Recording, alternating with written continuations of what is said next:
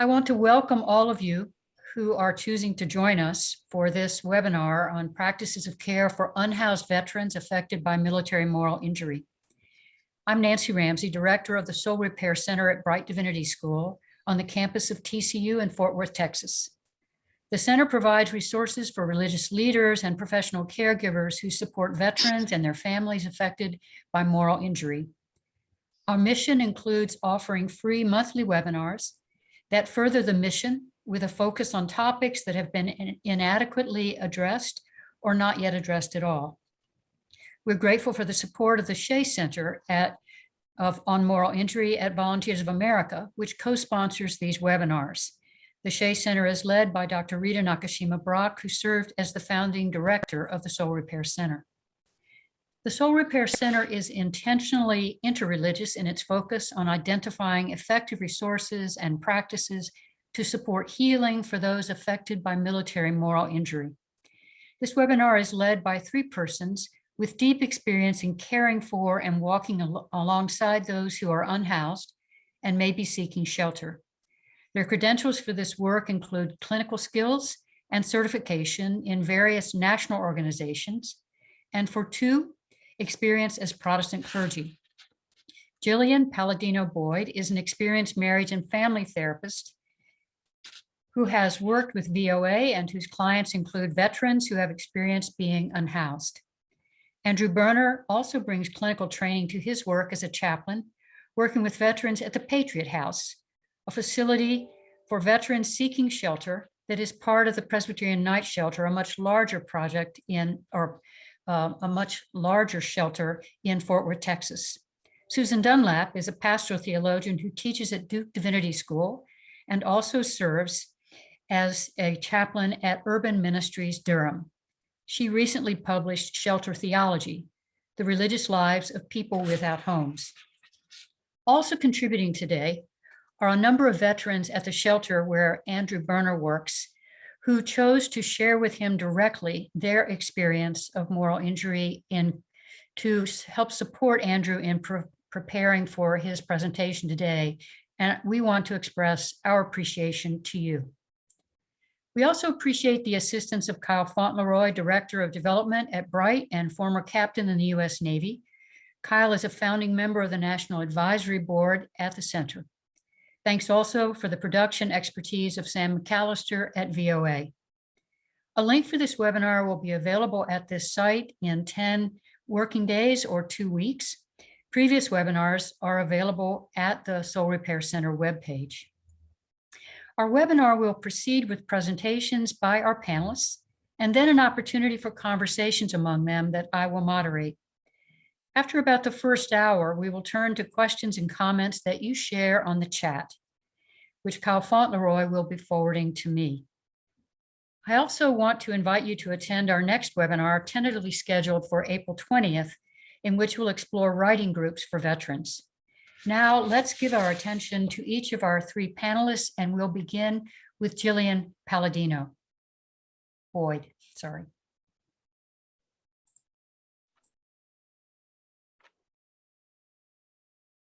Good day.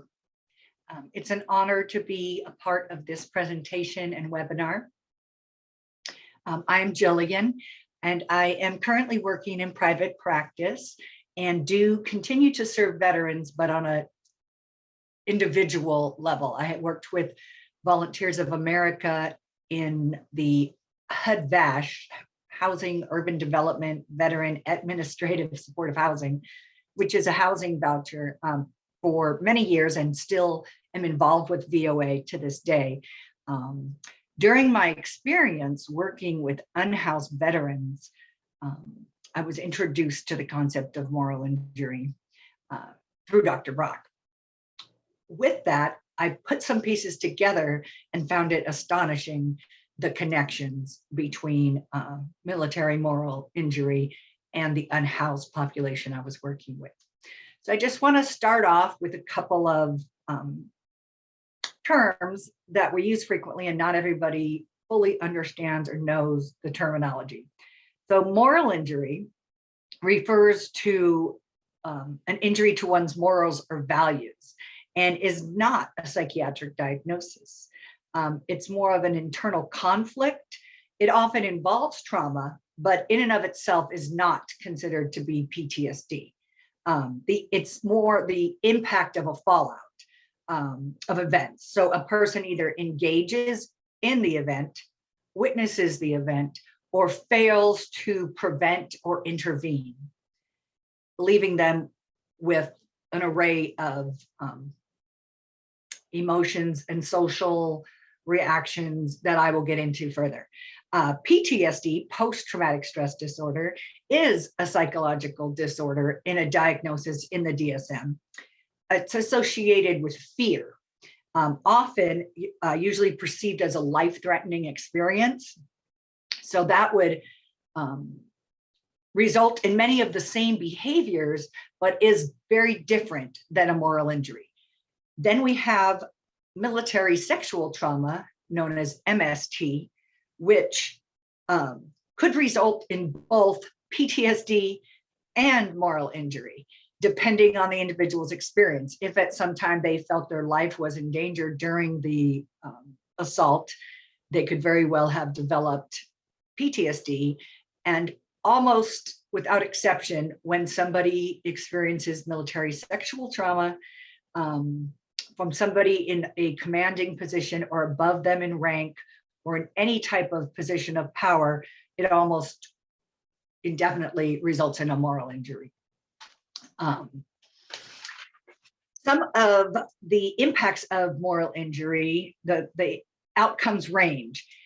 So there's on a feeling level or emotional response would include guilt, shame, anger, sadness, anxiety, disgust with oneself sometimes.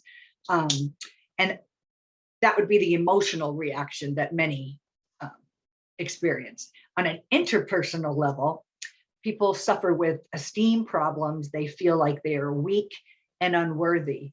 And the unworthy piece, I feel, is a huge contributor to the unhoused veterans, because if indeed they feel unworthy, it is very unlikely they're going to be receptive to services immediately.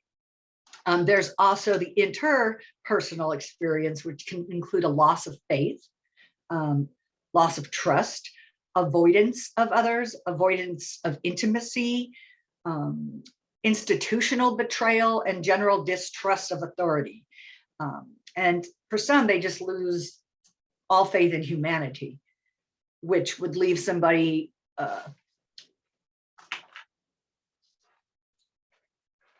in a quite a painful, disarray. So in my experience working at a facility called Blue Butterfly Village, it was designed for unhoused veteran families who the head of household veteran had experienced military sexual trauma.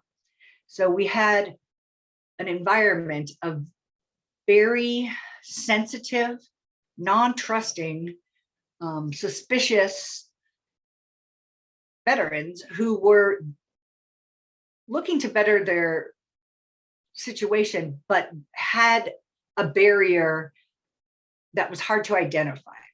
And so I'm going to go into some explanations and stories because I think it's easier to understand. So there was a veteran who, and I appreciate the veterans who have told me their stories over the years. And I hope that we find hope in the stories because there is a lot of pain. A veteran who in his occupation was very aware that he killed a child. The child was advancing and he had given the commands and at some point had to shoot the child and was left with a very empty, hollow feeling. When he returned from his deployment, he did not feel worthy of engaging with his own children or his own family and no longer wanted to live in the home with them. So it wasn't that he had a lack of resources or didn't pay rent. He felt undeserving of the love that a family provided, and so therefore began living in his car and isolating and basically feeling all the shame of being a killer.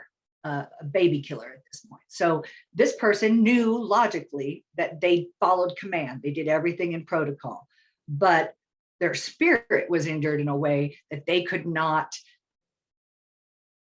function for all. And in that situation, they did not have PTSD. They at no point felt they were in danger. I believe he said he was a sniper and some, I mean, I'm sure there was a certain amount of danger, but he himself in that incident said he was not at risk. He did not feel endangered, but yet he had to do this. And so in his case, he had what I consider to be complex moral injury, but without the PTSD part. But many of his behaviors resembled post-traumatic stress disorder, the agitation, the feelings of guilt and shame, depression. So that was a very interesting and unique story. And he, in time, connected with some other veterans who shared their stories and provided hope. And little by little, he became more receptive and eventually reunited with his family. Unfortunately, his children had missed his years during his occupation and an additional 3 years that he would not return to his home. So in time, with patience and not being forceful of pushing my agenda onto this individual, I had to respect that this is what he believed and to honor that and know that him living in his car was a choice. And eventually the car got taken. So that's when also was a big push towards reuniting, but that was not intentionally planned. It just occurred. I also had an experience with a Vietnam era veteran who shared his story. I was inviting people to participate in a resiliency training. And this individual had been introduced by a veteran who had reached out to him in a music group, something completely different. This veteran, who was a Vietnam era veteran in his late 70s, had never identified as a veteran. He did not receive VA medical care that he was entitled to and did not seek monetary compensation for his disabilities because he felt so ashamed and disgusted by his involvement in the Vietnam War. Now, the Vietnam War is especially challenging because of the draft. There were many people that did not plan to enlist or join. And in his case, he did enlist, but felt terribly guilty for not being engaged in more battle and more on the planning end. And also it did not help that his own unit did not trust him because he himself was Asian. So he had a profound experience in which he became almost as if he became a different person and just hid that part of himself away. Fast forward that, he is actually very engaged, went through a program with us and became one of the facilitators, and is just this wonderful man who is a blessing to know. And now identifies as a veteran, a proud veteran, receives care at the VA and is receiving his monetary compensation. It's just making his retirement life a little easier with the extra funds that are provided that he's entitled to. He just, through that moral injury, shame and guilt, and feelings of distrust, he just never engaged in that. I have many stories. And the one thing that I think is really important in attempting to work with somebody who has possibly lost faith, has distrust, avoids interactions, avoids authority figures. If, as a case manager, social worker, staff somewhere, somebody who's in that the supportive role, if I come on too strong, ask questions, leading questions or pushing the person, I might not build the trust and rapport that's going to be necessary for me to get that person to take the next steps. if they're wanting to be housed. Now, there are many people that choose to be unhoused or housed unconventionally in whatever method, but there's many that want to be housed but don't quite have the skill set to jump through all the hoops, sign all the dotted lines. And so the workers, it's our job to assist them. And I think one of the most important things is to not necessarily try to fix them. Just in my experience, to hold the space for them, if they trust me enough to release that information, to just hold the space and allow them opportunities to share when they're willing. Another thing I feel is really important is resources. Sam was going to put up some resources on the chat. It's really important that we don't make promises, because in the HUD-VASH or in all these systems and shelters, things change. So if I tell somebody, I promise you I'll do this, and God forbid something not work out, I have just severed any trust that occurred. So I would say, I'm going to work with you. We together are going to plan out. I'm not going to force this person to do anything, and I'm not going to try to fix them. I want them to live their best life, and I want them to tell me what that is, and for myself to help them. One thing I think is important is offering multiple resources, which isn't always a possibility when there's such few resources, but allowing the person to have a choice. I have this, or you could do this, and allow them to come up to the decision as to what they want to do. Then I have buy-in, and it was their plan, and I'm supporting them, rather than me saying, we're going to do this, you're going to go here, because I don't believe that helps build their esteem and their ability to make choices and decisions that are impactful to them. And one of the most important things, I think, is as an individual in any capacity, that when working with people who are suffering, that we take time out to release what we have received and recharge. Because if we don't have it to give, there is no way to support the masses that need our support. So I'm going to just say self-care is really important, and knowing that it is painful sometimes. Sometimes there isn't a lot we can do, but just being willing to give of ourselves and to hold space for the person's pain, and know that if they don't show up for the appointment, if they're behaving in a certain way, it might not be because they are choosing, I'm careful of my words right here, but basically sometimes the self-defeating behaviors are part of the injury. It is not that they're trying to be defiant and destroy whatever housing opportunity they had. It is often that moral injury, the feeling of worthlessness, and self-sabotage that results in less than ideal outcomes. I have seen a lot of miracles and feel blessed to be any part of it. And I think that I am coming up on my time. I had one other example, which I want to make a point that moral injury doesn't always, it could be the person that wasn't able to do anything. So there's two cases. One, it was actually my brother, who is in the Air Force and flies drones. He was never in any danger himself. He was in Las Vegas, but knew from watching the news what he had been involved with. He was unaware and unable to identify what he was feeling. And it turns out he was feeling all the same emotions as if he was deployed, because he's aware that he was indeed engaged in these bombings. Another incident is the gentleman who's in boot camp. His roomie is being put in a duffel bag and harassed by everybody else.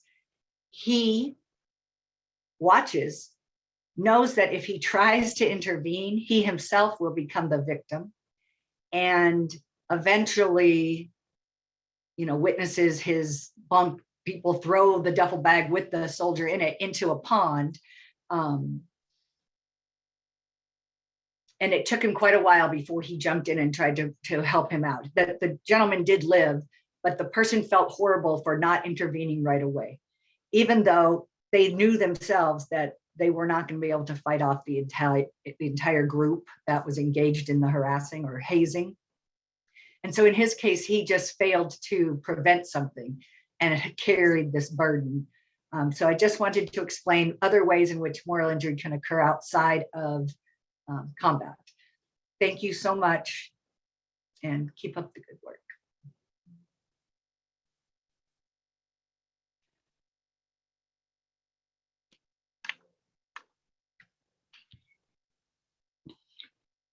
Well, I believe that means it's my time. My name's Andrew Berner again. I am the chaplain at Presbyterian Night Shelter in Fort Worth, Texas. And I am also humbled by this wonderful opportunity.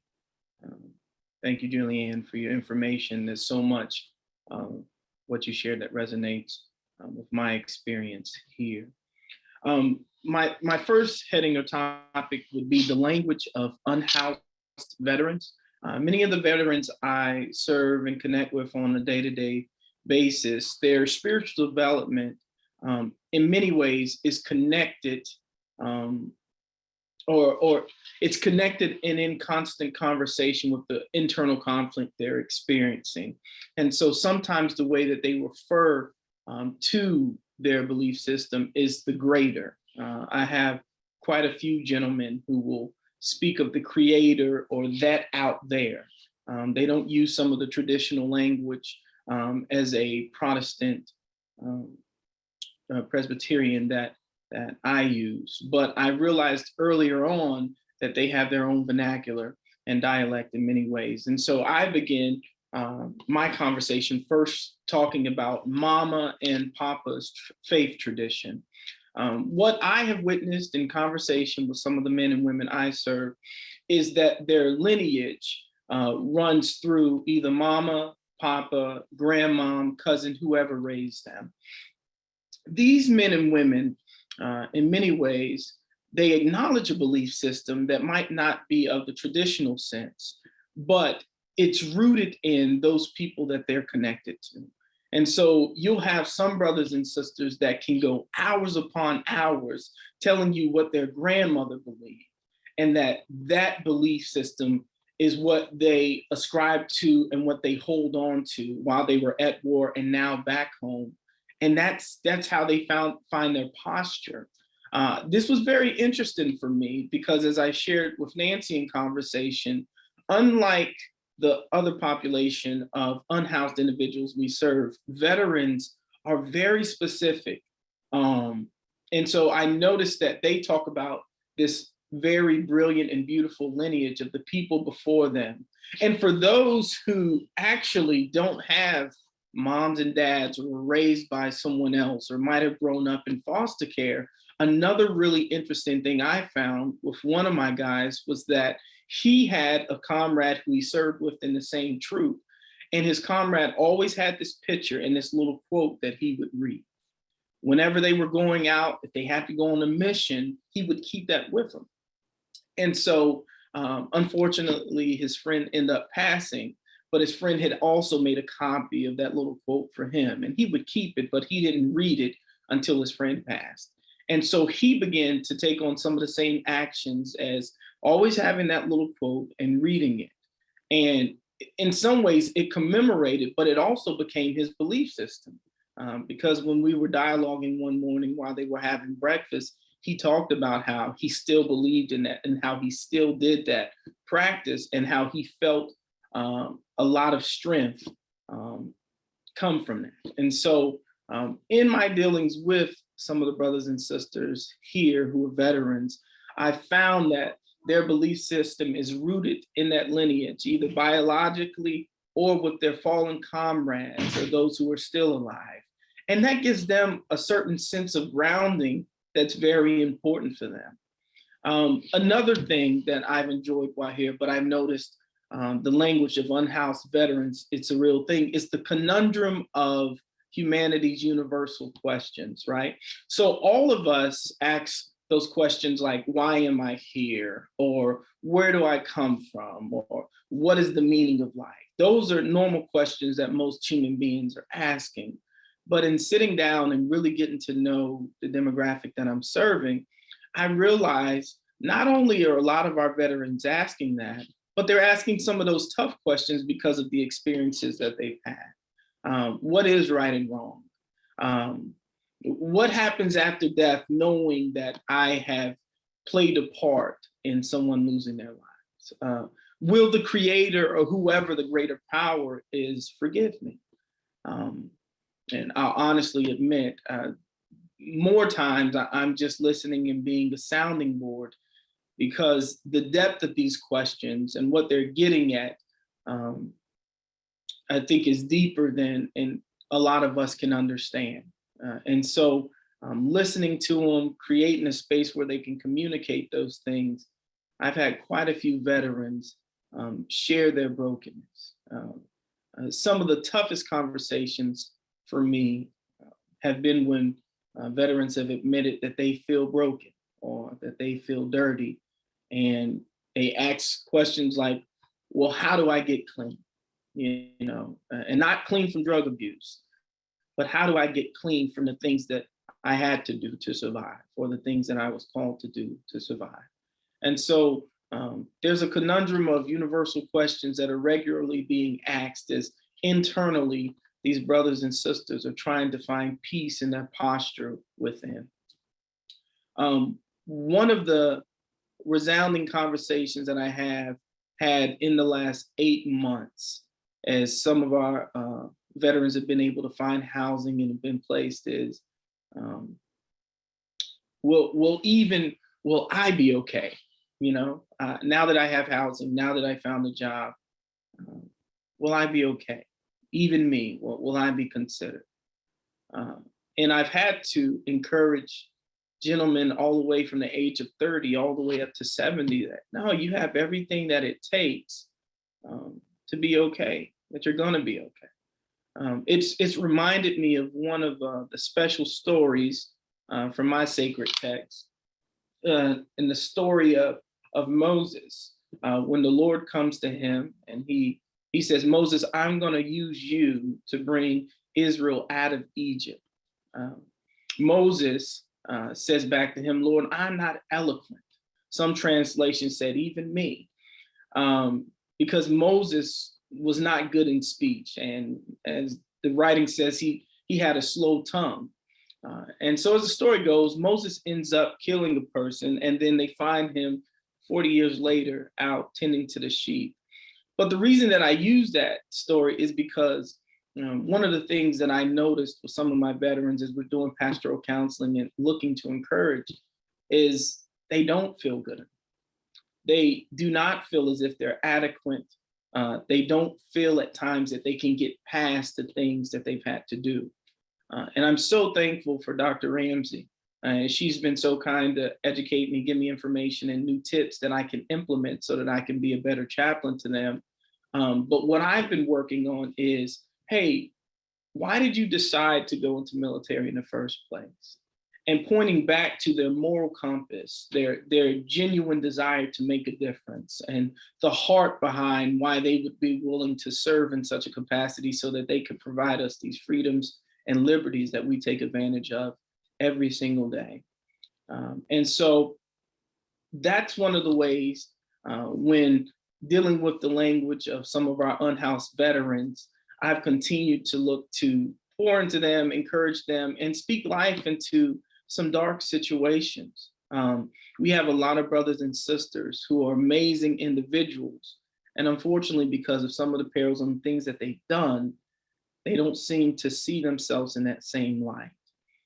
And so I've learned early on that I have to listen to the language of our unhoused veterans, be an active listener, but also work on my understanding, because the language, the belief system, it's very different. And so in some ways it is like learning a different language so that I can connect and meet them where they're at. My next topic is, I call it the quiet moments speak the loudest. I was always taught that visibility is credibility. But in this space, veteran cues really set the table for discussion. And I learned and have had veterans tell me, I mean, they call me chaplain, but very clearly, hey man, I don't know you.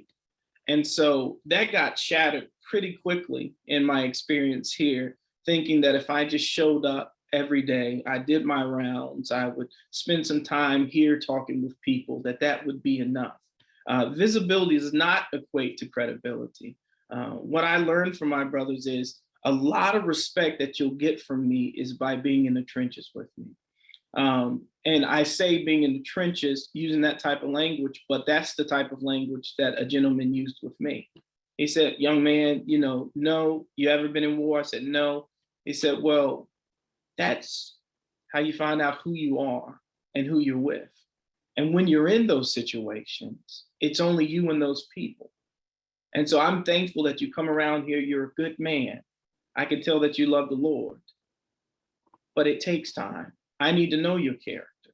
I need to know who you are so I can feel comfortable sharing myself with you.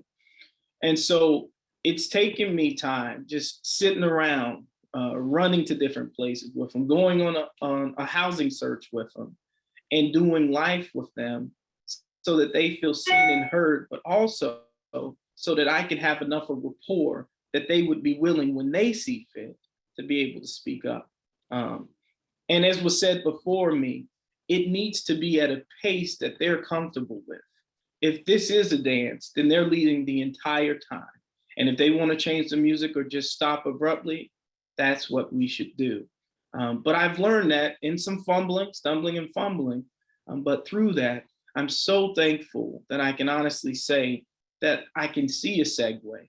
And I've been able to witness and experience things with our veterans that have profoundly changed my perspective on life and have been great for me as a young man just to consider at this stage of my life for where I am and where I'm going. I call this next piece Docile Hearts, Ready and Attentive. After I was able to really build rapport with these brothers and sisters, I realized, how would I say?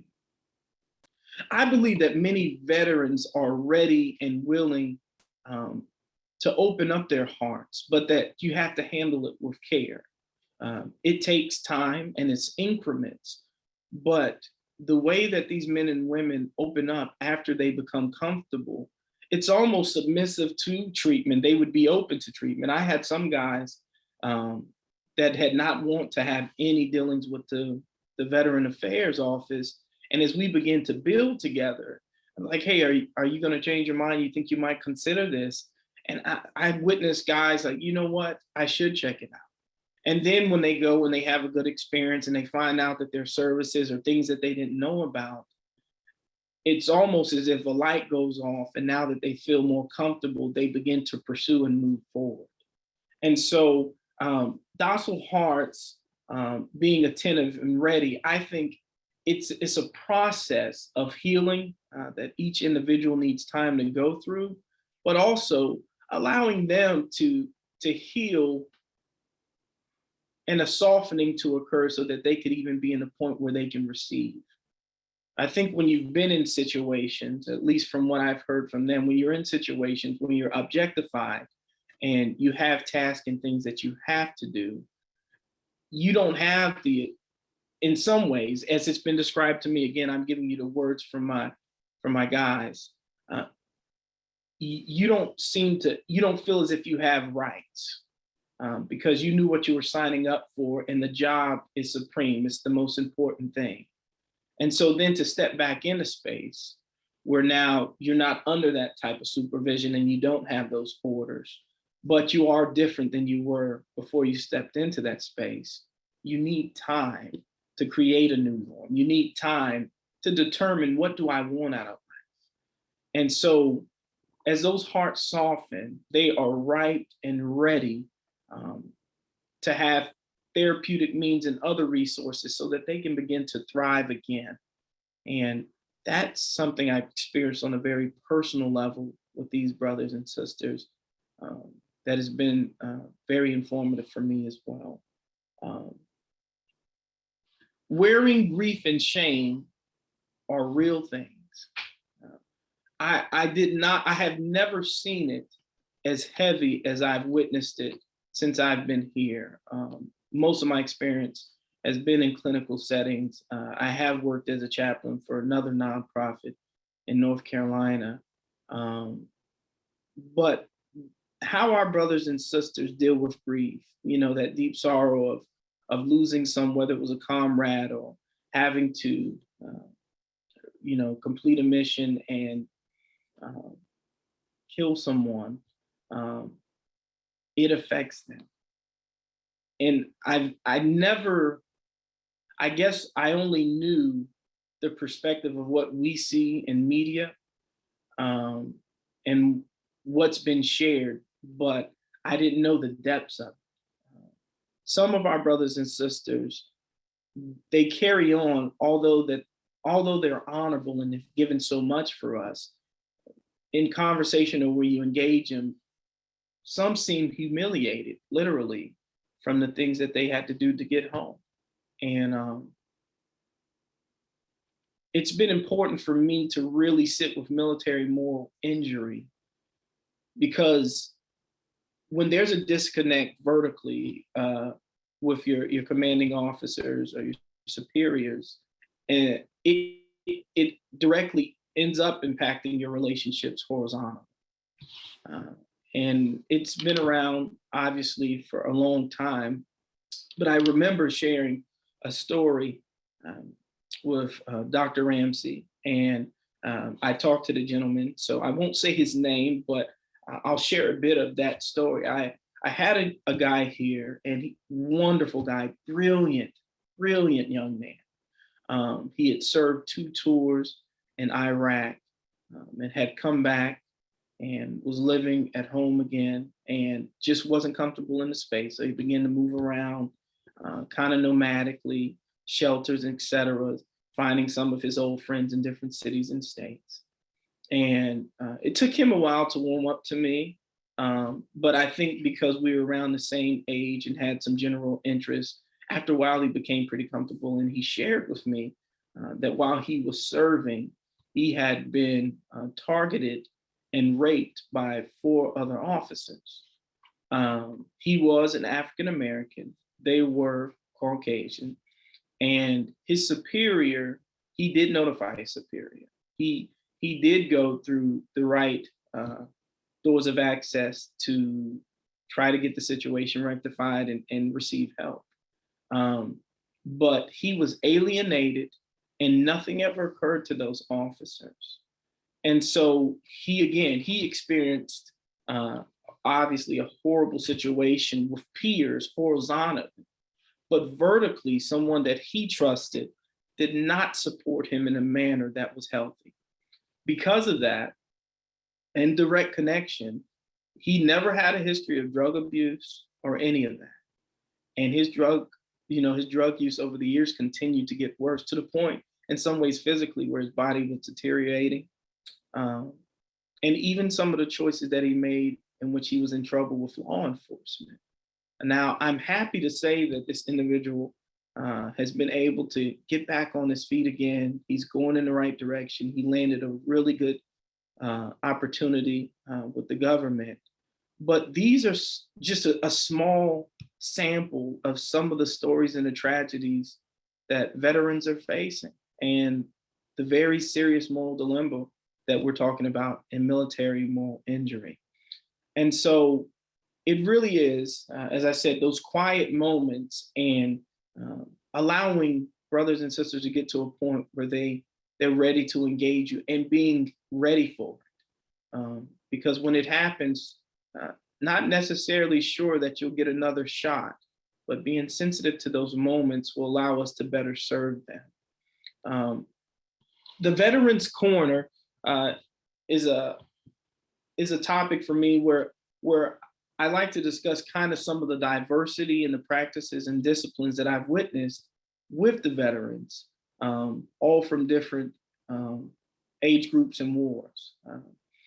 So I have some guys that have served over in Afghanistan, and I have some guys who were in Vietnam. I have some guys who were in Cuba and served there. And one of the wonderful things that I find about our brothers and sisters who have served is that they, even if there is no spiritual implications that they would admit to, these rituals that they participate in, those solemn ceremonies, they give them that disciplined feel and that connection that they're longing for. I've, in conversation, have had guys describe the covering the casket with the flag, or the taps horn, or what's another one? The flag folding ceremony. And they talk about that process with pride, obviously, but the ritual of it gives them a certain comfortability because they know what to expect, and it's something that they can partake in, that they understand. The reason that I bring up this diversity, but also the rituals with our veterans, is when you're serving people with military moral injury, I thought that I was supposed to approach it merely from spiritual care. But I realized earlier on that these things that they connect with, whether they use the word spiritual or not, it impacts their lives and it gives them consistency through a disciplined means. And from that, I'm learning from those rituals to begin to gather new methods so that we can still offer them something that they can connect with, a ceremony, something that resonates with them, that's in the DNA of being a veteran. And the reason that this is important is because veterans find gratitude in some of those different ceremonies that I described just recently. Like with the flag in the morning, if you're not careful, there can be a fight over that. Because again, that's something that's sacred to them, that's important to them, but they connect with that. That's part of their ritual. And the reason that gratitude, that thankfulness, is important is because when they're experiencing gratitude like that through these rituals, or i.e. spiritual practices, then they're finding hope again. And research does show us that when there's gratitude through those means, it lessens the chance of depression, it lessens the chance of anxiety, it even helps with suicidal thoughts. Obviously, coupled with other resources and things that they need to take advantage of, but we're able to help them create norms and have these rituals that give them meaning. And when you're dealing with some brothers and sisters that feel empty and they're trying to find meaning in their lives, this is imperative. It's imperative that we provide these resources. And so some of the rituals and practices that might be unfamiliar to us, or that we don't even understand how that translate, are key components in us helping our unhoused veterans have a healthy lifestyle and find happiness again. And so even in watching or asking them how they felt this morning doing the flag, or when they hear the horn, if that's played over the phone or over the intercom, I think it helps. And I've been able to witness a lot of people warm up, a lot of our veterans warm up when they have those things, because it's memories that are connected to them and their experience that helps them. I'm ending with this heading, developing my own practice for care for unhoused veterans, because if I'm being honest, I have felt inadequately equipped to do so. Again, most of my training has been in clinical settings. I went through CPE, I did the internship, I did the residency, I've been a staff chaplain in the psychiatric ward, palliative care, and the trauma bay for over 8 years. But this space is so different. And I don't mean this in a disrespectful way for anyone that's watching that might be VA chaplain or in a clinical space. But it's my humble opinion that clinical pastoral education, although it helps interfaith professionals learn the information and develop your skill set, it's not enough. Again, veterans are such a different group that I think it's so important that we're developing focused methods that connect with them. Now, I will say that CPE helped me find my comfortability in dealing with death and being in tragic situations, but I frequent conversations and have relationships with veterans here where their job, whether they were on an artillery gun or they were flying and dropping bombs, that was a regular thing for them. And it's not to slight it, but I'm so thankful again for individuals like Dr. Ramsay and others that are providing information so that we can begin to develop new praxis so that we can help our brothers and sisters who are in need, because it's very different than CPE. Another thing that I would say in closing is that a lot of times when we talk about care, especially when I was on the interdisciplinary staff in a hospital, we would say that we want to approach it holistically. Well, sure, we always want to look at every dimension and make sure that we're providing entire care for people that are in these situations, for the whole individual. But I think too, as ministers, as laymen, whatever your tradition is, as chaplains, it's important that we all approach it in a uniform manner. Some of the sad stories that I also hear are brothers and sisters who finally got the courage and confidence to partake of these services, but the services were not rendered in a healthy manner, and it set them back even further. And so I'm thankful for everyone that's doing research and providing more information for military moral injury, because we need to dig deeper into this to find ways that we can provide therapy and practice that allows veterans to really heal and to thrive again. I'll say that again, because I believe so many of our veterans at times feel as if what has happened has now cut them off from living their best lives, or those days are behind them. But I do think with implementing the right steps and the right information, that we can make a difference and help them heal and get back to living their best life, as they have already sacrificed so much for us. And so that's what I would end with in my closing. Again, I'm thankful for this opportunity and appreciate everyone who participated in this.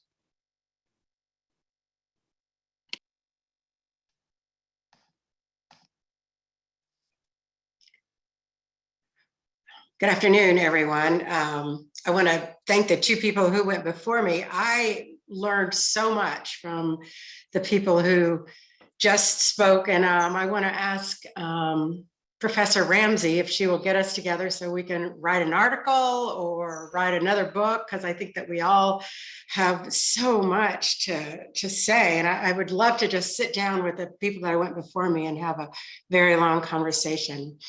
I'm Susan Dunlap. I have some slides that I'd like to share. Let's see.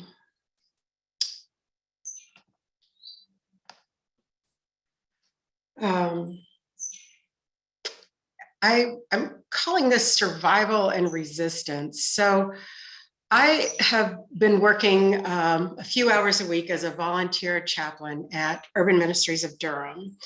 And the place that I work is like a lot of emergency shelters, food pantry and clothing closet. And the people that I work with, some of them are in the shelter, staying there for a few weeks or months. But a lot of the people that I work with are people who just come to the shelter.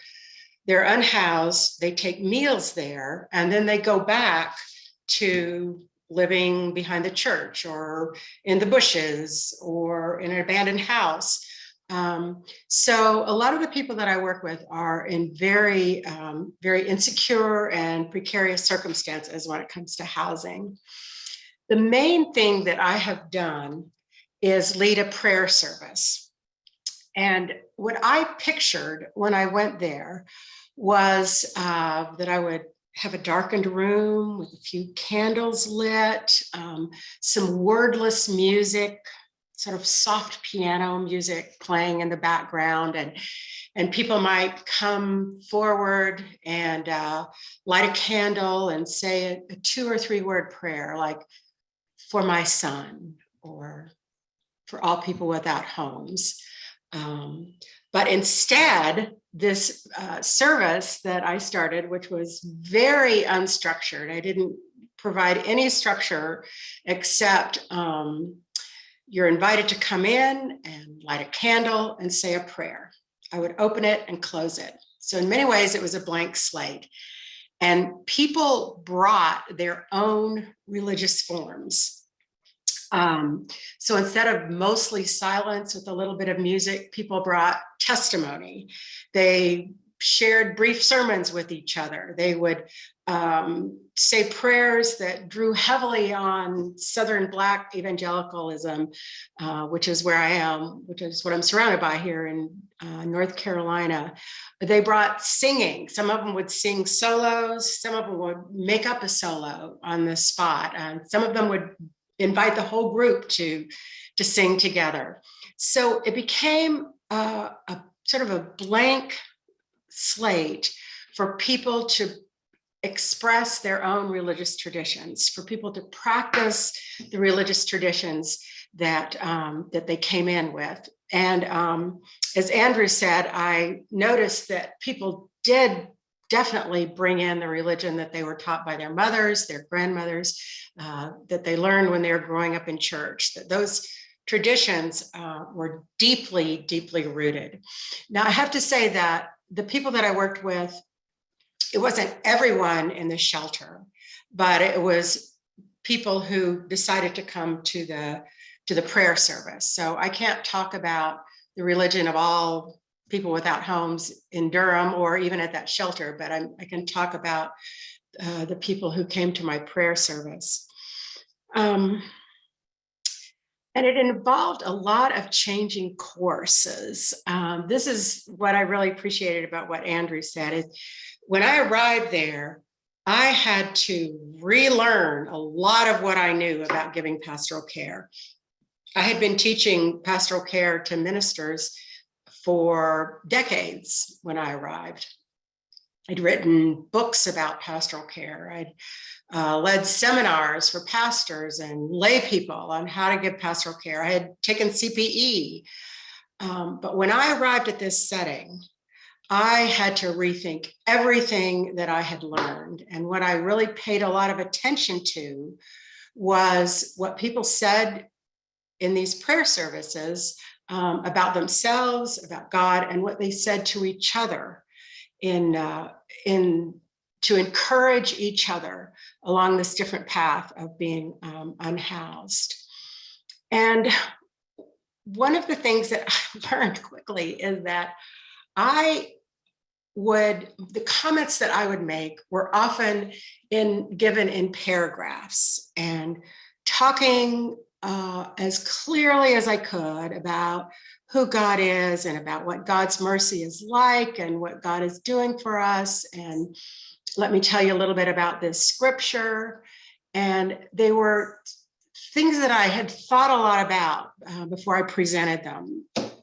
Well, what I noticed that people said to each other and said in their own testimony or bringing words of encouragement, they drew copiously on sayings. So rather than prose explanations of who God is, they would call upon sayings like, God will provide. God will make a way out of no way. Don't let the devil steal your joy. Numerous sayings that were familiar to each other, that came out of the same spiritual soup. And so I did a little bit of research about sayings and what is particular about sayings, what kind of force do they bring? And it became clear after this research that a saying can communicate something much more deeply than a long paragraph and an explanation. So if you're saying God can make a way out of no way, that has deep resonances, multiple layers of meaning that go much deeper into the heart than any kind of cognitive explanation that I could give about God and God's mercy and God's ways. So I learned to have a huge respect for sayings and proverbs that people offered each other. I wouldn't say I ever became good at delivering them, but I certainly gave space for people to share them. Another thing that I learned is that sometimes empathy is not enough. So what I drilled into my students, what I still drill into my students, is that empathy is absolutely critical to pastoral care, that you be able to get into the feeling world, into the cognitive world of the person that you're praying for, that you're caring for, and see and feel the world as they do. And in that connection, in that empathic connection, that is where God is at work. Well, I learned that there are other very effective ways that God works through pastoral care. And here's an example. I went into the cafeteria, walked through the cafeteria to go back to where the prayer service was meeting, and I saw Henry sitting at a table. And Henry was looking pretty bereft. He's a man in about his 60s, African-American, and he has a pretty profound speech pediment. And I said, Henry, how are you doing? What's going on? And he held up a worship bulletin and he said, nephew. And I looked at the bulletin, and there's a picture of a young man on the front of it. And obviously Harry's nephew had died. And I learned from Harry that his nephew had died in a fire, in a house fire. So, as I often do when I'm at a loss for words, I just invite people to the prayer service.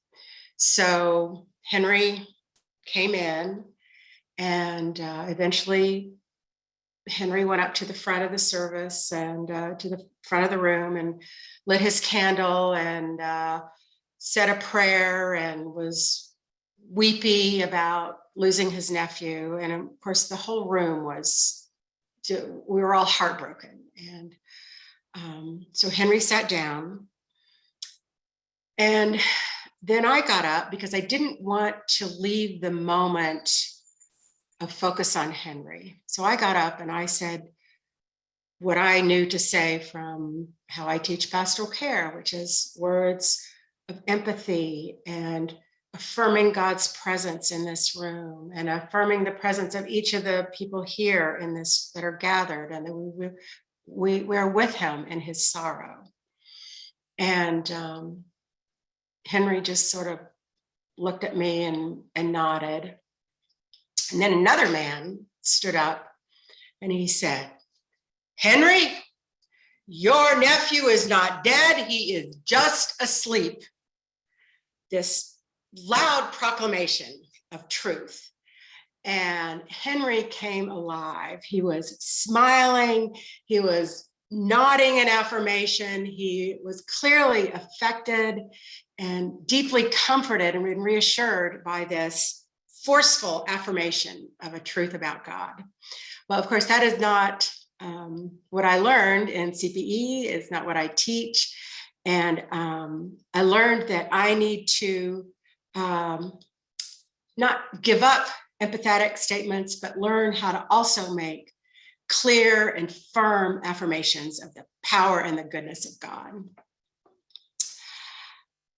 I also learned about something about lament. So in the field of pastoral care now, we're really into lament. It's embracing in our tradition from the Hebrew scriptures, Psalms of lament that talk about, they're bemoaning how God is not here. Oh God, why are you absent? Why are my enemies, defeating me? The lament form, we're wanting to claim it as a way to stay connected to God while also articulating our deep pain and sense of abandonment. But every time I would try to interject a psalm of lament, people were not interested. They were not interested. What they wanted to do was offer words of gratitude. They wanted to focus on what was present, on God's abundance here, not on what was lacking, what was not working, what was deeply painful. And so I have moved much more towards encouraging expressions of gratitude for all that God has done. And I had another story that illustrates the importance of gratitude. A man stood up in the prayer service, lit a candle, and asked us to pray for his friend, a woman who was in the hospital, who had been shot 5 times in the head. And we were all sort of struck dumb by this horrific, terrible thing that had happened to this woman. And I certainly didn't know what to say. But then I heard from around the room, people were saying, praise God, or thank you, Jesus, or God is good. And I was really confused by that. And after the service, I asked people, what did you mean? Why did you start thanking God and praising God? And they all looked at me and said, because she's still alive. She's still alive. So rather than going in the direction of lament, these people, in the face of a horrific injury to someone, focused on gratitude and praise. So those are some of the ways I've had to change course from what I know about pastoral care and what I teach about pastoral care. And I learned, of course, that these traditions, 90% of the people that come to my service are African-American from the South, and that their religious beliefs and traditions and practices have emerged out of brutal circumstances. And they have survived, and these practices and beliefs have survived because they have enabled people to continue to do what it needs to do to keep living with hope, to have a sense of dignity, a sense of agency. They connect people in community. I think that these religious forms that I've learned about give people energy to do what they need to do, and they give people a sense of purpose in their life. So the brutal circumstances out of which the Black Southern evangelicalism, from my context, emerged continues to work to enable survival under circumstances of homelessness. Well, I want to talk also about resistance. And this is where I'm wondering if these practices might be useful for unhoused people who are living with military moral injury. So I have identified 2 ways of telling a life story that are familiar to all of you, but I've identified them as forms of resistance. Resistance to what the world says about you, maybe resistance to your own internal story of self-hatred and feelings of worthlessness. So in the context of the prayer service, I hear a lot of testimonies, people standing up and telling their life story, talking about all that God has done for them, all of God's blessings. And they just want to give testimony, give witness to all that God has done for them. And when you think about it, there's a lot of implicit affirmation that's going on in the delivery of a testimony, self-affirmation. It's as though the person giving the testimony is believing, well, no, it's not as though, as the person gives testimony, the person is also saying, God chose me to bless. God has given me all these many gifts. God has not forgotten me. Rather, I am precious in God's eyes, and I am worthy of all of these many blessings. All of these are sort of the subtext in the delivery of a testimony. Another form of storytelling that I heard was a purpose story. So the telling of one's life story as the telling of all the ways that God has prepared them to fulfill God's purposes. And implicit in this story is this, that all of the suffering that I've endured, and I think in military moral injury, all of the harm that I've caused is for God's purpose. God chose me and has watched over me, has seen everything that I have endured and done. Nothing is outside God's view, and it will be turned into good. I believe that, I trust it. And so I'm wondering if these two ways of telling stories, calling upon the religious forms that are familiar to people in your context, that may be familiar to people in your context, might be ways of addressing military moral injury. I really noticed what Andrew said about ritual.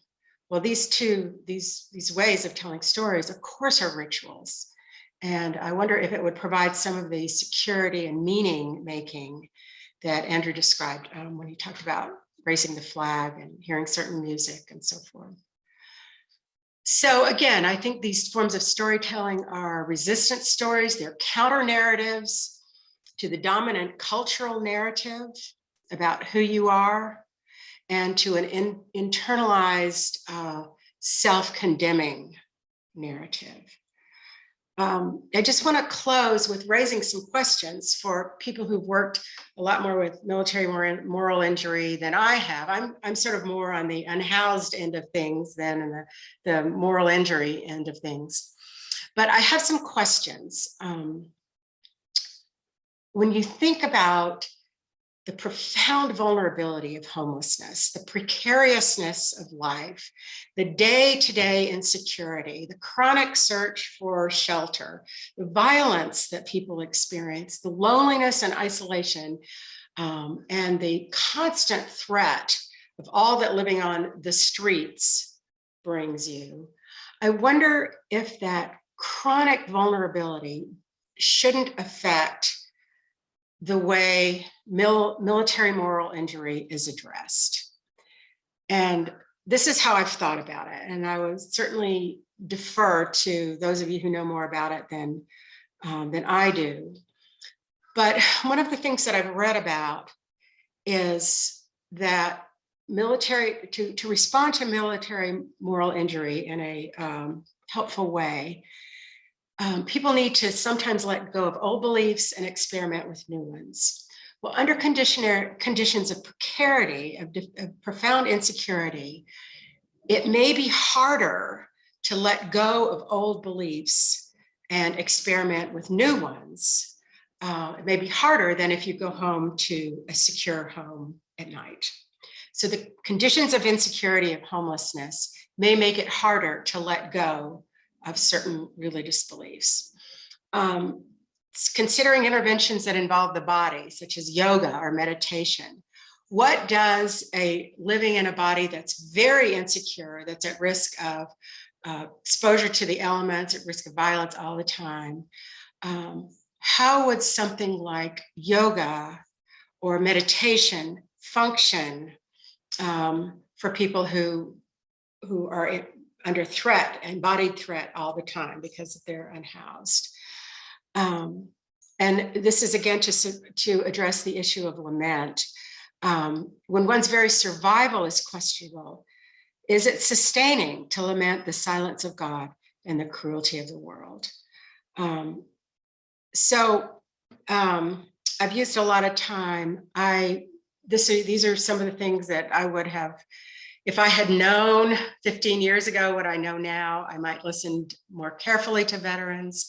I'd listen for narrative wreckage, how a veteran speaks of God's judgments and God's mercy, how veterans address others' guilt or shame, how others address the veterans' guilt or shame, how they account for evil, and to listen for beliefs that might serve survival, but don't necessarily serve healing from moral injury. So thank you for your all's attention. Thank you to the two presenters that went before me, and I look forward to the conversation.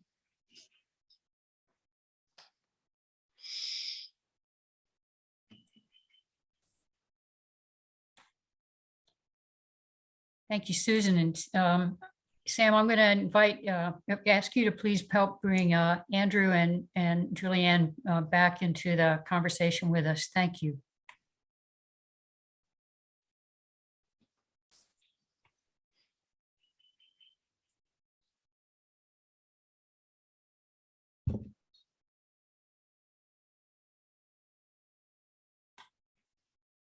And Jillian, why don't you unmic, and there you go. And Andrew, we'll look for you in a moment. I want to thank you all. We've got about 15 minutes for our conversation together. I've seen a question from one of the folks that's a part of the audience. I also want to, first of all, give an opportunity for us to maybe ask a question of each other. Andrew, please unmic and join us if you can, and or unmute rather. But first of all, I just want to see if Susan and Jillian, if either of you has a question for the other from hearing each other's presentations. I have certainly a question to raise, but I want to begin by prioritizing yours. I do not have a question at this time, but thank you. Okay, Susan? Other to invite Jillian to come to Durham and hang out with me and my students. That would be wonderful. Thanks. Jillian, I have a question for you about, when Andrew raised ways in which military sexual trauma can contribute to experiences of being unhoused, of isolating. And I'm wondering if that has also arisen in your practice, that experience. Yes, I would say that military sexual trauma definitely contributes to factors resulting in being unhoused. The idea that the trauma and oftentimes mistrust of or betrayal from an organization, a lot of the typical housing resources are very structured. So one would have to go to an interview or something. And so if a person has suffered military sexual trauma, they're more likely to be withdrawn, leery, unable to participate in the activities necessary to secure the housing. Not to mention the feeling of worthlessness, the self-doubt, shame, all of that, and substance use. Substance use, assists people with not feeling all of the pain. And so if I have to choose between alleviating my spirit of pain or paying rent, and I'm miserable, I may choose to use my money for an escape than looking at the long term. And the increase in suicidal thinking, why would I need to be housed when I don't plan to be around much longer? Mm-hmm. Mm-hmm. So both the complexity of being of feeling emotionally unable to rejoin a family system, for example, because of the feelings about oneself, and also to the extent that participating in the military is intentionally shaped with a sense of responsibility for each other, and then to have an experience of violation where my comrades or an officer either participated in that harm or didn't then assure correction would be an even larger violation that could contribute to then just being having difficulty reconnecting. Is that part of what you're saying? Yes, and the institutional betrayal. So one might feel betrayed just simply in the chain of command. If I have to report it first to my commanding officer, and that might be the person who was my perpetrator, those systems perpetuate withdrawal. Then some of the housing systems are very similar. The housing and urban development is a huge bureaucracy. You have to do a lot of things, meet with authoritarian types to secure this piece of paper. So the person might not be able to endure the stress of being triggered by some of the bureaucratic systems in place, because they may remind them of the bureaucratic barriers when they themselves were offended and they tried to perhaps seek help in a system that is multi-layered and not simple to navigate. So I think there are similarities in that.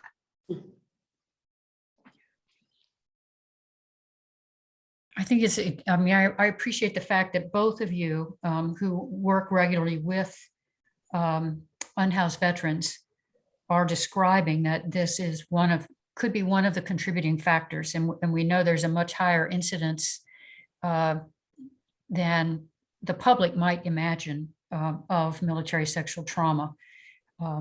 So that's a helpful thing, though you don't go around saying, did this happen to you? But rather to be alert that it could be a contributing factor. I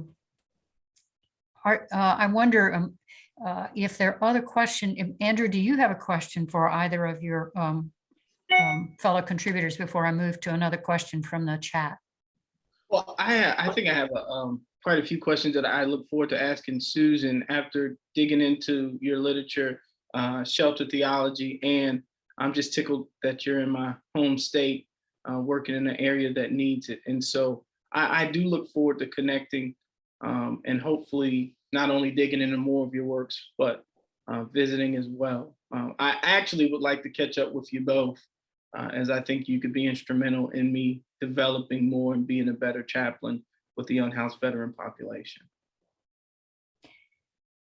Let me share a couple of questions from the chat. One, there's a question to you, Susan, and after Susan's responded, others of you are welcome to jump in. But could you expand on the meaning of life stories as resistance? And wondering if this is a way of rewriting one story to take it back from others that may have distorted it. Could you speak to that a little bit more? Sure. And basically, yes, it's a way of taking back your story. And I took the concept from critical race theory, actually, that talks about majoritarian stories, what story they tell about you. And certainly in my context, it's like, you're homeless, you're lazy, you're probably a drug addict, you have too many children, et cetera, et cetera. And I quickly realized that when people were giving testimony, that was very different. A very different self showed up to tell that story. And I realized that it was a form of resistance to the majoritarian story. And I think the purpose stories are too. And yeah, that's what I meant by it. Others of you want to respond further about that before I move to another chat question from your practice with folks? Well, I know in conversation with you, Nancy, and similar to what I think Susan gets at with that, is when encountering brothers and sisters who are in these different situations, comparatively, I remember when I was in seminary, we talked about a renaming process, right? Where Abram goes from Abram to Abraham, Sarah to Sarah. And I think it's important in in conversation, but also in relationship as we remind them of their greatness and push them towards thriving and really reliving or rewriting the story, that it is a renaming process, that they know that the state that they find themselves in is not their final state and that there's more for them. That's a process, like I said, here that I'm working on with the information and oversight of Nancy, and hope to connect with you all as well. Jillian, I really appreciated the way you shared a number of practices that you use to help build trust. And I wanted to return to those a bit and invite the other two to add to this. But I appreciated the way, for example, you identified the importance of identifying what wartime experience this veteran has shaped this veteran, since they can be quite different. So that's a part of the story that one listens to. And without then thinking, oh, now I get it. Because then you also talked about wait and see what they say. So that's a practice of deep patience and a posture of listening, which I thought, as you put it, avoid fixing. Hold the space for sharing. And I think Andrew lifted up that point too of waiting, but being available. And I think this is especially important, Jillian, as you talked about the ways in which, in contrast to post-traumatic stress, which is fear-based, moral injury is shame-based, which predictably silences and isolates. So I think part of what you're lifting up is the importance of demonstrating one's trustworthiness and honoring of the veteran's priority or readiness, which I deeply appreciate. And I think it's a very important cue for anybody that's privileged to walk beside a veteran who is unsheltered, knowing that there's a story there, maybe multiple stories, and complicated stories likely. And I wonder, Andrew, I appreciated also the way you used the phrase, the dance of care, and of being present. But it sounded as if in that dance of care, you didn't lead, you were ready to respond. Would that be fair? That's accurate. Okay. One of the things that I wondered about was the extent to which in your care with veterans, you would describe themes of, to what extent would you hear themes that are related to grief or shame? So if I had to do it number-wise, knowing that we serve about 20 to 25 veterans at a time, I would say 30% of my conversations, I do feel a lot of shame, but at least 70%, a lot of grief, this sorrowful disdain for the death of individuals that they served with, or with the things that they were ordered to do.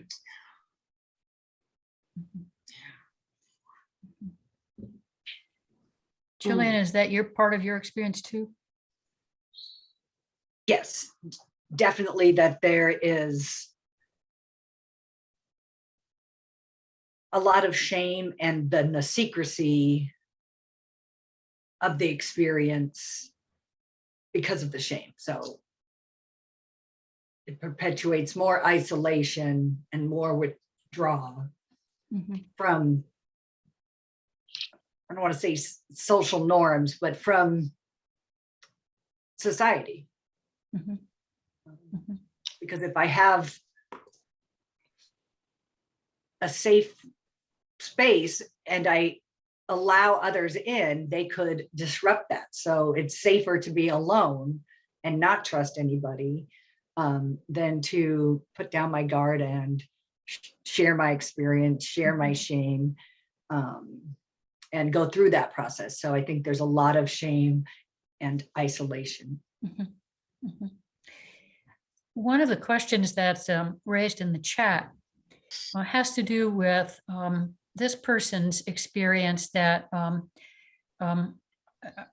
her experience is that a number of vets have not learned to be able to trust the VA. And I wonder what your experience is with regard to veterans and their ability to connect or to trust the Veterans Administration services. Is that question to me or all of us? Or to any of you, sorry, any of you.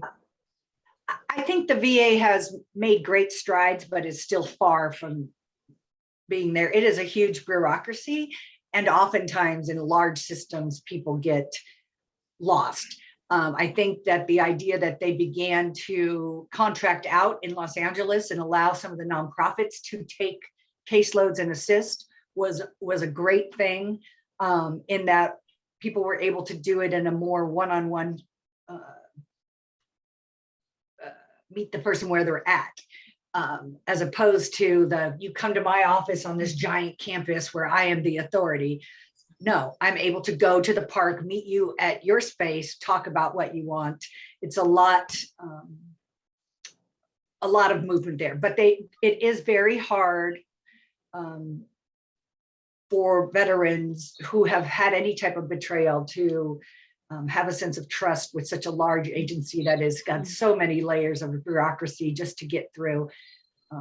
So I hear that so many times that they don't want anything to do with the VA. And that's a shame, because one bad experience shuts the door and they're not even aware of all the other great people within there that may have something because of their initial treatment. So. Right. As you illustrated early on in your comments, Andrew, you told a story about a person who, after conversation, was able to reach out, but it sounds like, I don't know whether you helped to accompany that so that it was a successful connection. Yeah. So as you know, serving on the board, the way that they can get into our Patriot House is they first have to be connected with the VA. But one of the challenges that we faced is individuals that have learned the system will go through that process, but then the reality and how they really feel as far as dealing with the VA, they would prefer to use our services instead of doing things exclusively with the VA. So I have had some veterans have success with that. Unfortunately, I've had some get into our program and not be able to hold their space, because we want to work in partnership. And so it's not that we won't walk with you, but we want to push people to the VA so that they can have a surplus of resources, but also connect with some people who, in our opinion, would be better suited to serve them. As there are some veterans and some more people that have more experience than we do. So we have some success, and unfortunately we have some failures. But again, we continue to try to work in partnership with the fluidity of information and resources to best serve them. Right. So it sounds as if part of your recommendation would, for both of you, that the VA is an important resource, but to go along with Jillian's point about walking at their pace, maybe it's partly that you've already created some connections there if you make a call. I don't know whether that, I don't have to deal with the VA, but it sounds as if honoring, this isn't something one forces a vet to, an unhoused vet to do. But you want, it's a resource when they're ready. Would that be fair? Yes. Okay. In some cases, it is the gatekeeper to some of the programs. That's right. Which I have feelings about. I understand, but at the same time, can be a huge barrier for some that they just will not. Right. we are nearly at the end of the time, and I appreciate the questions that persons have posed, and I appreciate what each of you has brought. And Susan, while your program hasn't been focused on veterans, I think you've done us a great service by reminding us to pay attention to the faith system of the veteran, and not to force them to try to stand within ours if it's different. I want to thank the audience for your attendance today, and I want to thank each of the three of you for drawing on the richness of your experience to help us be better equipped to walk beside, helpfully, veterans who are unhoused. Thank you very much. And thanks all of you who are with us. Thanks, Nancy.